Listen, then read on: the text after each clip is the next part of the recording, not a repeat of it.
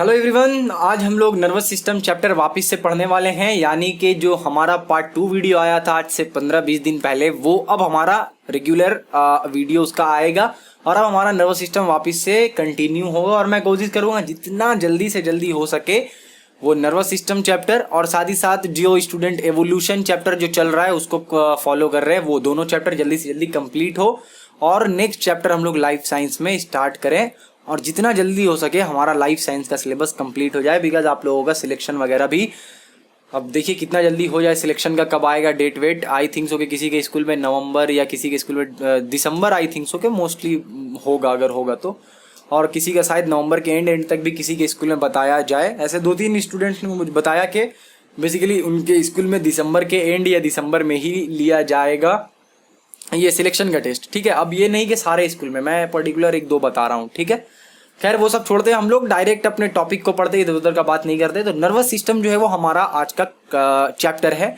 और इसमें हम लोगों ने पिछले 2 क्लासेस में लगभग स्ट्रक्चर ऑफ न्यूरॉन तक कंप्लीट कर लिया है। यानी कि न्यूरॉन का स्ट्रक्चर देखा हमने और उसके अंदर जो जो सारा चीज था उसको हम लोगों ने अच्छे से डिस्कस किया। ठीक है, अब यहाँ पे हम लोग थोड़ा सा फर्दर मूव करते हैं। नर्वस सिस्टम में हम लोग यहाँ पे न्यूरोग्लिया और बेसिकली न्यूरॉन और नर्व, ये तीनों के बारे में डिटेल में थोड़ा पढ़ते हैं। ठीक है, कौन कौन, एक तो आपका यहाँ पे है न्यूरोग्लिया। ठीक है, न्यूरोग्लिया, ओके। उसके बाद क्या भैया, उसके बाद है आपका न्यूरॉन, आपको पता है, एंड उसके बाद क्या, उसके बाद है आपका नर्व। ठीक है, तो ये तीनों चीज हम लोग आज बेसिकली कवर करेंगे और इसके बाद और भी आई थिंक सो कि और भी टाइम हमारे पास बचेगा तो और भी टॉपिक को कवर अप करेंगे। सबसे पहले हम लोग ये तीनों चीज अभी यहाँ पे पढ़ेंगे, जिसमें से सबसे इजी आपका यहाँ पे और तुरंत जो होने वाला चीज है वो है ये न्यूरोग्लिया वाला चीज। ठीक है, ये बस अभी तुरंत हो जाएगा, 2 मिनट के अंदर इसको आप समझ जाएंगे कि ये है क्या। ठीक है, उसके बाद हम लोग आगे बढ़ेंगे। तो न्यूरोग्लिया क्या है, व्हाट इज न्यूरोग्लिया? तो न्यूरोग्लिया जो है वो बेसिकली आपका नन नर्वस सपोर्टिंग एलिमेंट है। मतलब क्या हुआ कि नर्वस सिस्टम के अंदर जो काम हो रहा है उस काम से इसका उतना ज्यादा कुछ लेना देना है नहीं। काम से लेना देना नहीं है, मतलब ये हुआ इसका कि आपका नर्वस सिस्टम का बेसिक फंक्शन क्या है। नर्वस सिस्टम का फंक्शन आपका एक कनेक्शन की तरह है। मतलब एक घर में आपका जैसा इलेक्ट्रिक का कनेक्शन है ना, सर्कुलेट कर रहा है, उसके तरह काम है इसका कि बटन टिपा तो लाइट जला, बटन बंद किया तो लाइट बंद हो गया। तो उसके बीच वो पूरा का पूरा जो सर्कल है, जो पाथ है पूरा, वो नर्वस सिस्टम है बेसिकली। वही आपके बॉडी के अंदर भी चल रहा है। फॉर एन एग्जाम्पल जो आपको बार बार देता आ रहा था मैं पिछले क्लास में भी, कि ये कैंडल है, इसके ऊपर आपने उंगली रखा तो ये उंगली आपको लगा रही रही, तो गर्म है, जल्दी से आपने हटा लिया यहाँ से, तो वो पूरा का पूरा जो चीज हुआ है ना, आपको गर्म फील हुआ, फील होने के बाद आपने वहां से हाथ हटाया, इतना सारा कुछ जो है वो आपका क्या कर रहा है, नर्वस सिस्टम कर रहा है सारा कुछ। ठीक है, तो बेसिकली वो वायरिंग है। तो वो वायरिंग के अंदर जो आपका जो चीज हो रहा है ना, उससे इसका लेना देना उतना नहीं है। लेकिन 90% अगर आप देखें तो नर्वस सिस्टम में जो 90% प्रेजेंट है वो क्या चीज प्रेजेंट है, ये न्यूरोग्लिया प्रेजेंट है और लगभग सिर्फ और सिर्फ 10% जो है वो न्यूरॉन है। ठीक है, इसका मतलब क्या हुआ कि ये 90% है तो इसका भी काम है। इसका काम ये कि ये फाइब्रस पोर्शन है बेसिकली। नर्वस सिस्टम का जो फाइब्रस पोर्शन है वो है न्यूरोग्लिया और जो ये है वो है न्यूरॉन। ठीक है, जब आप ब्रेन पढ़ेंगे और वहां पे ग्रे मैटर, व्हाइट मैटर, वो सब आप देखेंगे तो आई थिंक सो और भी क्लियर होगा। फिलहाल के लिए आपको इतना समझना है कि न्यूरोग्लिया क्या है। तो भाई न्यूरोग्लिया जो है वो बेसिकली आपका फाइब्रस और सेल्यूलर पोर्शन है जो कि नर्वस सिस्टम का सपोर्ट नहीं कर रहा है। ठीक है, नन नर्वस सपोर्टिंग एलिमेंट है ये आपका न्यूरोग्लिया। इसके बारे में ये याद रखना कि ये 90% आपका लगभग नर्वस सिस्टम में न्यूरोग्लिया है, 10% ही न्यूरॉन है और वही 10% आपका पूरे के पूरे बॉडी को फंक्शन कर रहा है। यानी अभी जो आप वीडियो देख रहे हैं, वीडियो देखने के बाद आपको जो चीज समझ आ रहा है वो समझ आना भी आपका कह सकते हैं कि नर्वस सिस्टम के अंदर ही है। यहाँ पे आपका आई जो है वो रिसेप्टर का काम कर रहा है, आपका आंख यहाँ पे और आपका कान दोनों एक साथ काम कर रहा है। आपका आई बोर्ड को देख रहा है, आपका एयर जो है वो मेरे आवाज को सुन रहा है और दोनों जो है वो ब्रेन तक सिग्नल को पहुंचा रहा है। ठीक है, विजुअलाइज करो ना, चीजों को समझो कि क्या हो रहा है अंदर में, तब बहुत अच्छे से समझ आएगा। ठीक है, खैर ये न्यूरोग्लिया जो है बस इतना ही था। न्यूरोग्लिया में ज्यादा कुछ नहीं जानना है, जानना हमारे पास ज्यादा कुछ क्या है, न्यूरॉन में। ठीक है, न्यूरॉन में ज्यादा कुछ यहाँ पे जानना हम लोगों को है। एक चीज और आप लोगों को बता दूं, जो स्टूडेंट हो सकता है जिनको नहीं मालूम हो, कि इस चैप्टर से ये जितना कुछ भी मैं पढ़ा रहा हूँ, इस चैप्टर से लॉन्ग आंसर एक ही पीस आएगा, एक लॉन्ग आंसर आएगा, अच्छे से समझ लो। और ये जो लॉन्ग आंसर एक आएगा ना इस चैप्टर से, वो भी आपका होगा डायग्राम, ठीक है, डायग्राम होगा। बहुत से स्टूडेंट को पता होगा क्योंकि इतना दूर तक आ गया है, 3-4-5 कितना महीना हो गया आपका, 4-5 महीने तो हो गया होगा या 6 महीना हो गया होगा आपका। तो इतने दूर तक आप आ गए हैं, इसका मतलब आपको ये पता होगा कि इस चैप्टर से एक लॉन्ग आता है, जो लॉन्ग जो है वो डायग्राम होता है। डायग्राम किस चीज़ का होता है वो भी समझ लीजिए। डायग्राम आपका हो सकता है आई का डायग्राम बनाने के लिए बोले, डायग्राम आपका हो सकता है न्यूरॉन का बनाने के लिए बोले, या फिर आपका नर्वस पाथ का बनाने के लिए बोले, ठीक है। ये डायग्राम वगैरह आता है इस चैप्टर से, जो कि 5 मार्क्स का होता है। तो आप जो ये सारा कुछ पढ़ रहे हैं, ये 5 मार्क्स के लिए नहीं पूछेगा, ये पूछेगा आपका जो उससे कम कैटेगरी का जो मार्क्स है उसमें पूछेगा, ठीक है। बहुत से स्टूडेंट कमेंट में बोल रहे थे कि भैया मार्क्स डिस्ट्रीब्यूशन के बारे में थोड़ा सा बताइए, तो मैं सोच रहा था कि मार्क्स डिस्ट्रीब्यूशन का एक वीडियो अलग से बना दिया जाए, ठीक है। तो अगर आप लोगों को मार्क्स डिस्ट्रीब्यूशन के ऊपर एक स्पेसिफिक वीडियो चाहिए, बिकॉज देखिए वीडियो के अंदर समझाऊंगा तो आपका डिस्ट्रैक्शन हो जाएगा, आपका दिमाग, अभी मैं थोड़ा सा यहाँ बताया तो आप डिस्ट्रैक्ट हो गए हैं, ठीक है। तो मैं नहीं चाहता कि आप डिस्ट्रैक्ट हो पढ़ाई से। तो अगर आपको वैसा चाहिए कि मेरे को क्या बोलते हैं पर सब्जेक्ट वाइज अगर आपको चाहिए वैसा मार्क्स डिस्ट्रीब्यूशन का, तो आप नीचे बता देना, ठीक है, मुझे कमेंट में। तो मैं देखूंगा कि किसके कितना कमेंट आ रहा है, उस हिसाब से अगर आपको जरूरत पड़ा तो ज़्यादा बच्चों को अगर जरूरत रहेगा तो जरूर बनाऊंगा, क्यों नहीं बनाऊंगा, ठीक है। तो इसको इरेज करते हैं कि इससे एक लॉन्ग आंसर, लॉन्ग क्वेश्चन आता है और वो भी बेसिकली आपका डायग्राम होता है। ये सारा कुछ आपका 2 मार्क्स 3 मार्क्स में ही कवर अप होगा, ठीक है। तो न्यूरॉन क्या है, मुद्दा तो हमारा यही था ना कि आखिरकार ये न्यूरॉन है क्या चीज। तो देखिए सबसे पहले हम लोग यहाँ पे समझ ले कि न्यूरॉन क्या है। तो न्यूरॉन तो मैंने आपको पीछे बता ही दिया कि ये आप कह सकते हैं कि नर्वस सिस्टम का फंक्शनल यूनिट जो है वो न्यूरॉन है। न्यूरॉन से ही पूरा का पूरा फंक्शन जो है वो नर्वस सिस्टम में हो रहा है, ठीक है। तो अगर आपसे कोई पूछे व्हाट इज न्यूरॉन, तो neuron is the structural and functional unit of nervous system, ठीक है। अब यहाँ पे थोड़ा सा टाइप्स ऑफ न्यूरॉन में हम लोग जंप करते हैं। किस चीज में? टाइप्स ऑफ न्यूरॉन में। टाइप्स ऑफ न्यूरॉन में हम लोग यहाँ पे 4 तरीके का न्यूरॉन को देखेंगे। एंड घबराने की कोई बात नहीं है, एकदम इजी है, आराम से हो जाएगा, ठीक है। बस खाली अपना ध्यान इधर उधर भटकने मत देना, कॉन्सेंट्रेट करना इधर, ठीक है। तो पहला, दूसरा, तीसरा, चौथा मैंने यहाँ पे लिख दिया। पहले नंबर पे क्या आता है? पहले नंबर पे आपका आता है सेंसरी न्यूरॉन, ठीक है। क्या आता है? Sensory neuron. अब बहुत से स्टूडेंट्स के बुक में ये लिखा होगा अफेरेंट न्यूरॉन करके, AFFERENT करके, अफेरेंट न्यूरॉन। तो सेंसरी न्यूरॉन और afferent neuron both are the same things, ठीक है। बात समझ आया? Both are the same things. तो आपको यहाँ पे sensory neuron and nervous system, sensory neuron and afferent neuron जो भी है, इसमें क्या है, इसका मीनिंग क्या है, ठीक है। अगर आपसे बोले what do you mean by sensory neuron या फिर what do you mean by afferent neuron, तो आप क्या लिखेंगे? बेसिकली क्वेश्चन ये है। तो देखिए सेंसरी न्यूरॉन उस न्यूरॉन को बोलेंगे जो न्यूरॉन आपके इफेक्टर पोर्शन से सिग्नल मैसेज को CNS तक लेकर जाता है। Now what is CNS sir? CNS क्या होता है सर? CNS जो है वो आपका है central nervous system. Central nervous system यानी कि आपका इसके अंदर क्या आएगा? ब्रेन और इसके अंदर आएगा स्पाइनल कॉर्ड, ठीक है। तो जो आपके इफेक्टर पोर्शन से, यानी कि for an example let's say कि आप यहाँ पे कैंडल जलाकर थे एंड यहाँ पे आपका हादसा and suddenly you feel that temperature increases, आपके हाथ में यहाँ पे लगा कि बहुत ज़्यादा टेम्परेचर इंक्रीज हो गया है। Now what you will do, just आप यहाँ पे से हाथ ऐसे हटा लीजिएगा, ठीक है। तो ये जो चीज हुआ है उस वाले केस में ये आपका इफेक्टर है, यानी इस वाले पोर्शन को इफेक्ट हो रहा था उस हीट से। तो यहाँ से जो क्या कहते हैं उसको, सिग्नल, यहाँ से जो इंफॉर्मेशन आपके ब्रेन तक या फिर आपके स्पाइनल कॉर्ड तक, उस स्पेसिफिक जगह पे जिसको डिसीजन लेना होगा, ठीक है, सर्टेन डिसीजन लेने के लिए बेसिकली स्पाइनल कॉर्ड के पास पहुंच जाता है वो सिग्नल। तो आपके इफेक्टर से जो स्पाइनल कॉर्ड या फिर आपके CNS, let's say CNS central nervous system, ठीक है। तो आपका यहाँ से इफेक्टर से सेंट्रल नर्वस सिस्टम तक जो न्यूरॉन ट्रांसफर करता है इंफॉर्मेशन को, उसको कहते हैं सेंसरी न्यूरॉन। नाम ही है इनका सेंसरी न्यूरॉन। इनका काम है सेंस करना, यानी कि जो चेंजेस हुआ है उनको सेंस करना इनका काम है। तो सेंसरी न्यूरॉन समझ आ गया आपको, क्या करेगा ये वो भी आपको समझ आ गया, ओके। तो सेंसरी न्यूरॉन, ये neuron, the neuron that transmit the sensory nerve impulse from receptor to CNS, यानी कि ये रिसेप्टर है। रिसेप्टर क्या है? रिसेप्टर आपका जो बाहर के इम्पल्स को अपने अंदर रिसेप्ट करता हो, अपने बाहर के इम्पल्स को बेसिकली वो रिसेप्ट कर रहा है, उसको रिसेप्टर कहेंगे, ठीक है। इफेक्टर क्या है? इफेक्टर आपका वो है जो कि इफेक्ट करेगा, ठीक है। आई थिंक सो इससे पहले मैं इफेक्टर तो नहीं ना बोल रहा था बार बार, अगर मैं बोल रहा था तो आप उसको रिप्लेस कर देना, ठीक है। वो इफेक्टर नहीं बल्कि आपका यहाँ पे क्या होगा, रिसेप्टर। इस जगह पे क्या है, यहाँ पे हीट अगर है, यहाँ पे कैंडल है और लेट्स से कि ये जो रेड वाला पोर्शन दिख रहा है ये फ्लेम है, तो फिर ये क्या है, ऊपर अगर आप जाएं तो यहाँ पे क्या होगा, ये वाला चीज आपका बेसिकली आग का काम कर रहा है, ठीक है। तो मतलब क्या हुआ, ये आपका फ्लेम है, ये आपका फिंगर है, तो ये वाला पोर्शन आपका रिसेप्टर कहलाएगा। क्लियर है यहाँ तक आपको सारा कुछ? ओके।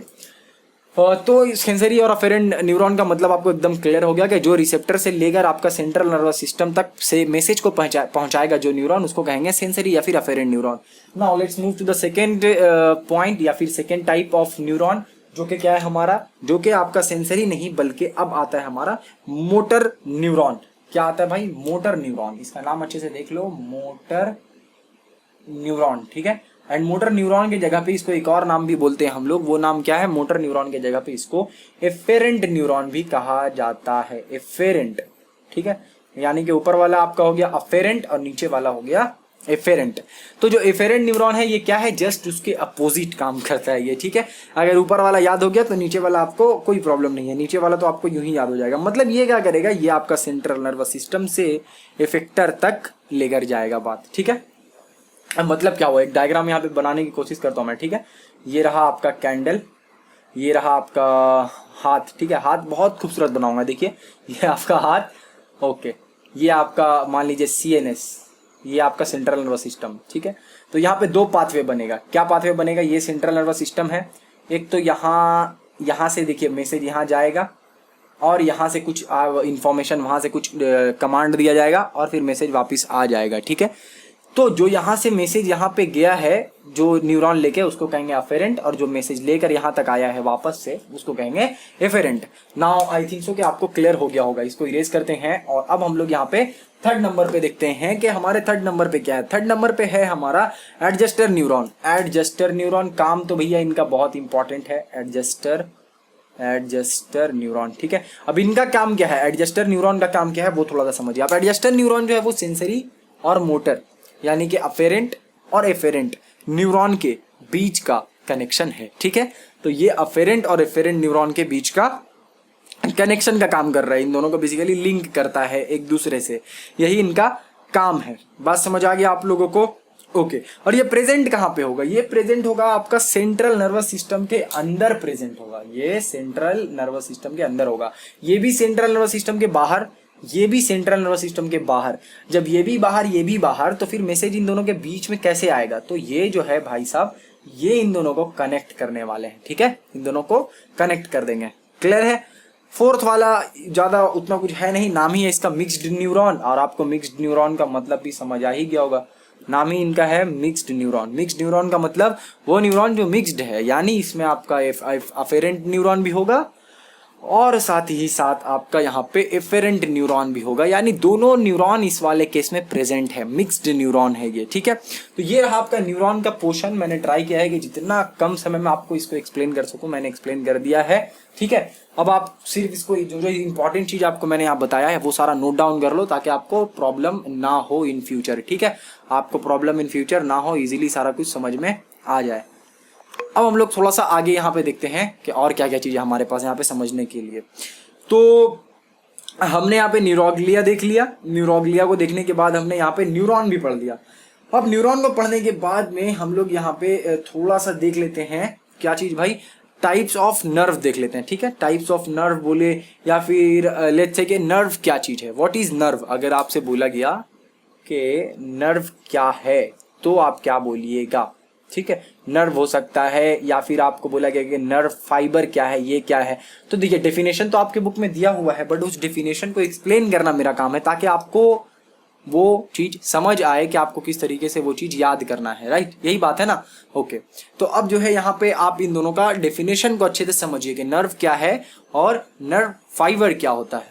तो नर्व को समझने के लिए, नर्व का डेफिनेशन समझने के लिए पहले नर्व फाइबर समझना होगा। तो नर्व फाइबर क्या है? बेसिकली आपका न्यूरॉन में जो आपको एक्सॉन पोर्शन दिख रहा था उसको अगर हम लोग देखें तो वो नर्व फाइबर कहलाता है, और जब वही पूरे के पूरे एक बंडल में आ जाएगा तो वो नर्व कहलाएगा। दैट्स इट, ठीक है।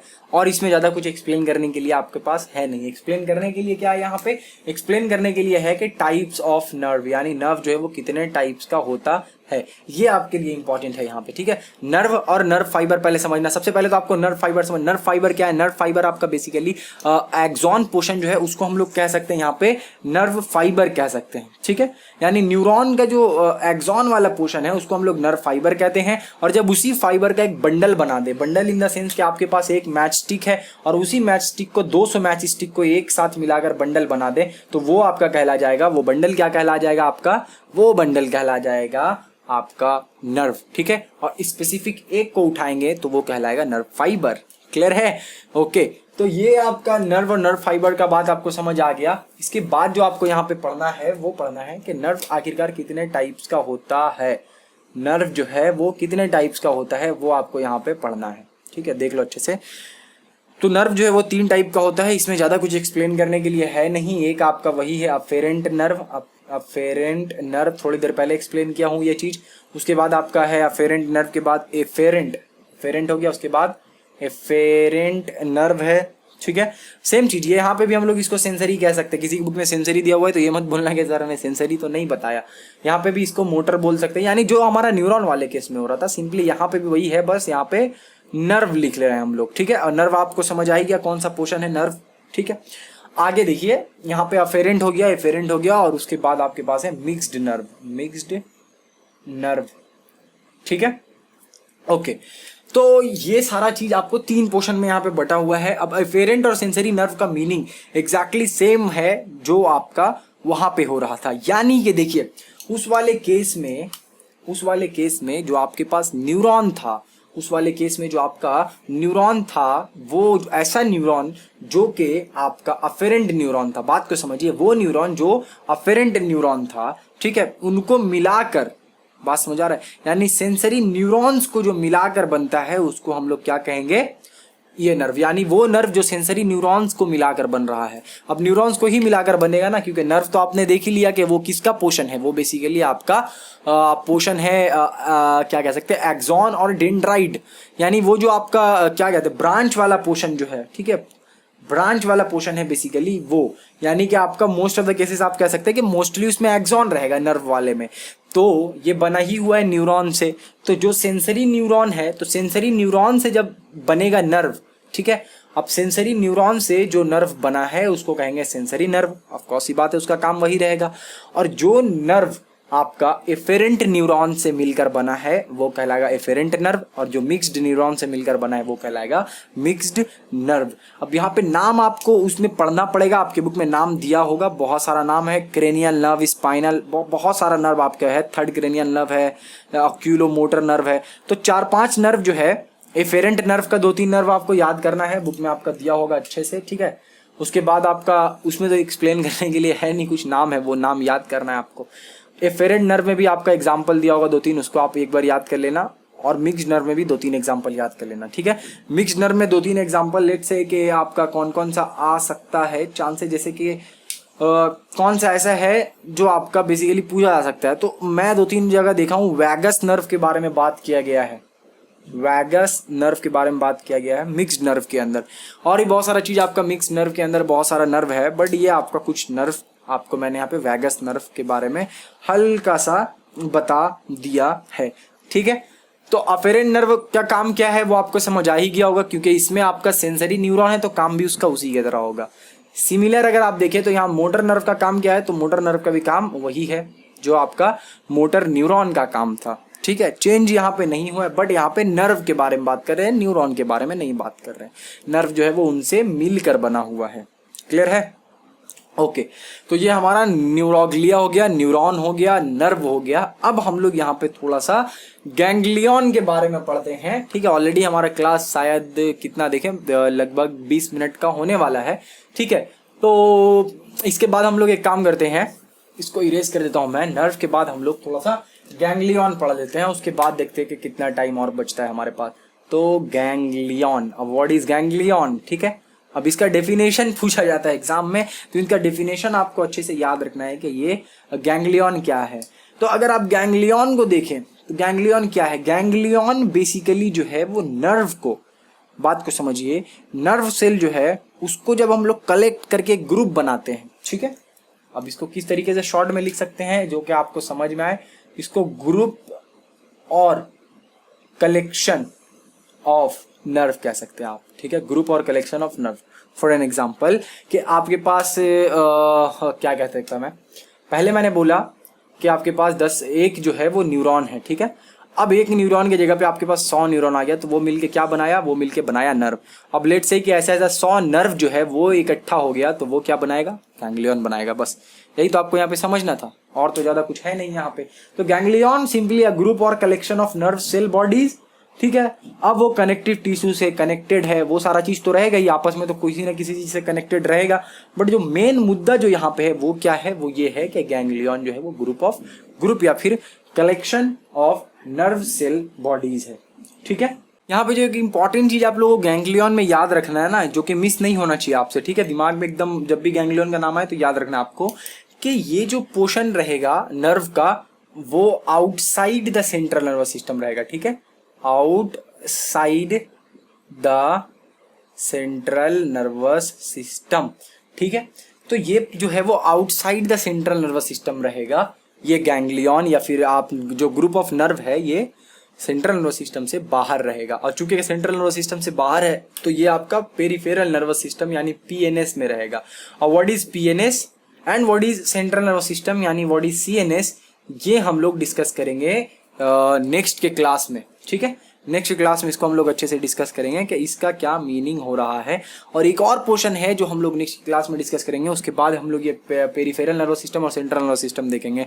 वो क्या पोर्शन है, वो पोर्शन है आपका साइनैप्स का, जो कि मैं जब स्ट्रक्चर ऑफ न्यूरॉन आपको पढ़ा रहा था तो वहां पे एक गैप आया था जिसका नाम था साइनैप्स, ठीक है। क्या नाम था उसका, नाम था साइनैप्स। तो ये वाला जो साइनैप्स वाला चीज है ना, ये आपको मैं पढ़ाऊंगा नेक्स्ट की क्लास में। और उसके बाद फिर हम लोग देखेंगे कि सेंट्रल नर्वस सिस्टम क्या है और पेरिफेरल नर्वस सिस्टम क्या है, ठीक है। बेसिकली ये चैप्टर थोड़ा सा लेंदी है, मतलब मार्क्स के हिसाब से आप कह सकते हो कि लेंदी है, क्योंकि 5 मार्क्स का क्वेश्चन इससे आता नहीं है, आता है तो वो डायग्राम आता है। बट उसके बावजूद भी जो है वो चैप्टर बहुत ज़्यादा मतलब डिटेल में है। बट अगर एज अ नॉलेज के रिगार्डिंग देखो कि कितना नॉलेज आपको मिल रहा है और कितना काम का नॉलेज मिल रहा है, तो ये चैप्टर को मतलब बीट करना मुश्किल है। मस्त सा चैप्टर एकदम है, बहुत सारा इन्फॉर्मेशन आपको मिलता है। लगभग आपको नर्वस सिस्टम के लिए जो जीने के लिए जो आपको पता होना चाहिए वो सारा कुछ यहाँ पे भी आपको मिल जाएगा, ठीक है ना। आपको ये सारा कुछ मिल जाएगा। आप अगर किसी डॉक्टर के यहाँ जाते हो कुछ दिखाने के लिए, तो वो अगर कुछ ये सब टर्म का यूज किया तो आप आराम से वहाँ समझ जाओगे कि क्या चीज़ है। वो जाहिलों की तरह आप बैठ के नहीं रहोगे वहाँ पे, वहाँ आपको पता होगा कि ये सब क्या चीज़ के बारे में डॉक्टर साहब बता रहे हैं मेरे को, ठीक है। तो इसीलिए ये वाला चैप्टर को अच्छे से पढ़ना। मार्क्स नहीं आता है कोई नहीं, डायग्राम आता है कोई बात नहीं, बट समझना मेरे को सारा कुछ है। और ऐसे भी समझना तो भैया आपको पड़ेगा ये, क्यों, क्योंकि इससे आपका 1 मार्क्स का question, MCQ, fill in the blanks, ये सारा कुछ तो आता ही है। और वो सारा कुछ कहीं से भी उड़ा के दे सकता है, तो इसीलिए चैप्टर को आपको पढ़ना होगा। बट लॉन्ग आंसर के हिसाब से आपको नहीं पढ़ना होगा, बल्कि इसको शॉर्ट आंसर गैदर करने के हिसाब से पढ़ना होगा। खैर बहुत सारा कुछ डिस्कस हो गया। और अगर आप लोगों को वो मार्क्स वाला चीज़ मैं भूल गया, मार्क्स वाला स्पेसिफिक वीडियो चाहिए मार्क्स डिस्ट्रीब्यूशन का, तो आप बताना, मैं कोशिश करूंगा सब्जेक्ट वाइज उस पर वीडियो बना दूंगे, कौन से सब्जेक्ट में कौन से चैप्टर से कितना कितना मार्क्स का आता है, ठीक है। अदरवाइज अगर आपको पता है तो फिर आप बताना कि मेरे को पता है, तो फिर जरूरत नहीं है उसका वीडियो बनाने का, ठीक है ना। ठीक है, फिर तो मैं मिलूंगा आपसे नेक्स्ट क्लास में। तब तक के लिए अपना बहुत सारा ख्याल रखिए। Thank you.